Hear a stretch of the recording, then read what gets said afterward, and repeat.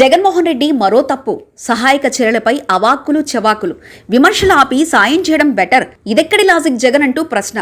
అద్దారమేడలో ఉన్నవారిపై రాళ్లు వేయడం ఎవరికైనా సులభం, కానీ వెంటనే నష్టం జరిగేది ఆ భవన యజమానికే.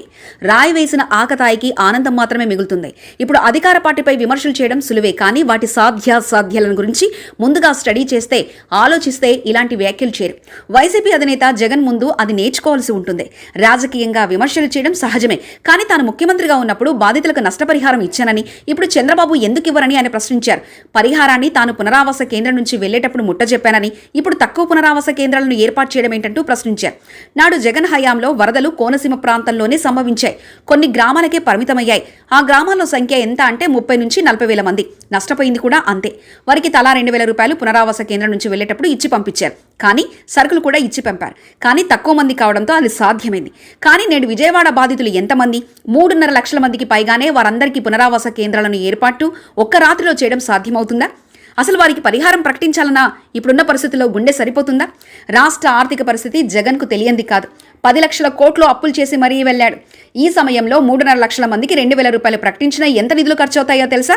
ఇప్పటికిప్పుడు సాధ్యమా? 5 ఏళ్లు ముఖ్యమంత్రిగా చేసిన జగన్కు ఆ మాత్రం అవగాహన లేకపోవడం ఎలా అన్న ప్రశ్నలు వేయాల్సి ఉంటుంది. ముందు బాధితులు ప్రాణం పోకుండా కాపాడడం ప్రభుత్వ బాధ్యత. ఆ బాధ్యతను సక్రమంగానే చంద్రబాబు సర్కార్ నిర్వహించింది.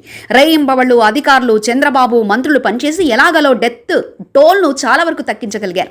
పునరావాస కేంద్రాలను ఏర్పాటు చేసి కొందరిని తలరించారు. చంద్రబాబుకున్న అపార అనుభవంతో లక్షల కొద్దీ ఆహారపు ప్యాకెట్లు, మంచినీటి బాటిల్స్ను వెంటనే సరఫరా చేయగలిగారు. కానీ ప్రకృతితో ఆటలాడుకోవడానికి ఎవరూ సాహసించారు. ఇలాంటి విపత్కర పరిస్థితుల్లో బాధితులకు చేతనిచ్చే విధంగా, ఊరట కలిగించే విధంగా ధైర్యంగా ఉండాలని భరోసా ఇవ్వాలి. కానీ ఇలా చౌకబారు విమర్శలు జగన్ చేయకుండా ఉంటే మంచిది. అధికారులను మార్చినంత మాత్రాన సహాయక చర్యలు ఆగుతాయా? ఇదెక్కడి లాజిక్ జగన్ అంటూ సోషల్ మీడియాలో ట్రోల్ చేస్తున్నారు. వరద పరిస్థితులపై కొంత అవగాహన ఉన్నవారు ఇలాంటి మాటలను స్వాగతించరు, హర్షించరు కూడా. మరిన్ని కథనాల కోసం సబ్స్క్రైబ్ చేసుకోండి మీ అక్షర శిల్పం.